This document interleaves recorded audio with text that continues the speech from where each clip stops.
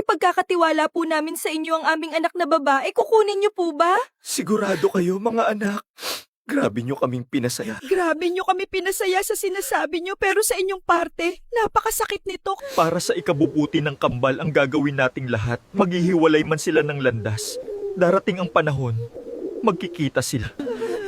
Kailan ba yung sinasabi ninyong lalong madaling panahon na naaalis kayo?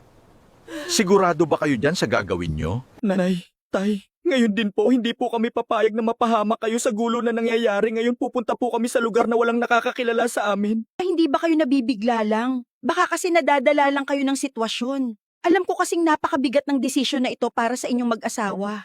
Basta alagaan niyo po siyang maigi, wag niyo po siyang pababayaan. Alam ko po na mamahalin ninyo si Daniela at may tiwala po kami sa inyo. May ibibigay ako sa inyo. Yun ang magiging daan at palatandaan nila pagdating ng panahon. Bukod sa kanilang bahalat sa dibdib, kukunin ko lang sa kwarto. Mang ginawa ko ito para sa kanilang binyag eh. Pero ngayon ko na ibibigay. Hindi nyo makikita ang inyong bahalat dahil nakadamit kayo.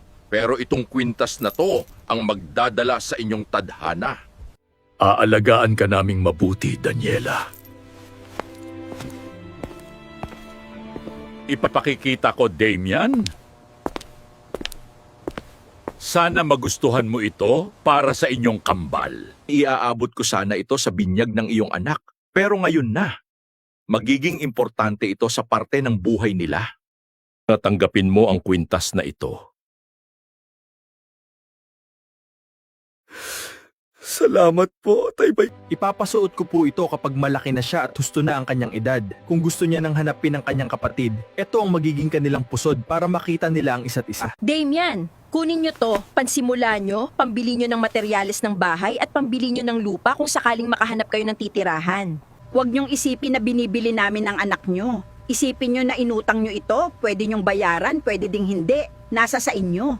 Ito namang cellphone, tawagan nyo kami kung kailangan nyo ng kahit anong tulong. Nandito kami para sa inyo. Tanggapin nyo na. Ibabalik po namin ito kapag kaya na naming magbayad. Damian, meron kami dyan bisikletang may sidecar. Meron din kaming kalabaw na may kalesa. Mamili ka kung ano ang gusto mo. Para sa akin, mas okay ang kalabaw. Pagkatapos nyong gamitin, pwede nyo itong ibenta o gamitin pa sa bukid. Basta kung saan ka komportable, kunin mo lang, nasa likod lang ng bahay. Sige po, kalabaw na lang po ang kukunin namin. Ang ikinatatakot po namin, wala kaming ibang daan. Kailangan naming bumalik sa lugar kung saan kami nakatira. Iisa lang po ang daan papunta sa kabilang baryo. Nangangamba po kami na baka makilala kami. May awa ang Diyos. Mairaraos ninyo ito ng ligtas at walang mapapahamak. Maraming salamat po talaga sa tulong na binibigay niyo sa amin. Maraming salamat po. Nakahanda na po ang gamit namin. Naalis na po kami. Naway gabayan po kayo ng may kapal sa kabutihang loob na meron kayo. Mag-ingat kayo ha, huwag niyong pababayaan ang sarili niyo at ang anak niyo. Huwag kayong mag-alala. Kay Daniela, mamahalin namin siya ng sobra. Epektibo yung lagayan na kahon na yan. Naglagay ako dyan ng yelo sa ilalim para manatiling maayos ang temperatura ng kahon at hindi yan makate. Alis na po kami. Mag-iingat kayo hanggang sa muling pagkikita. Salamat. Paalam.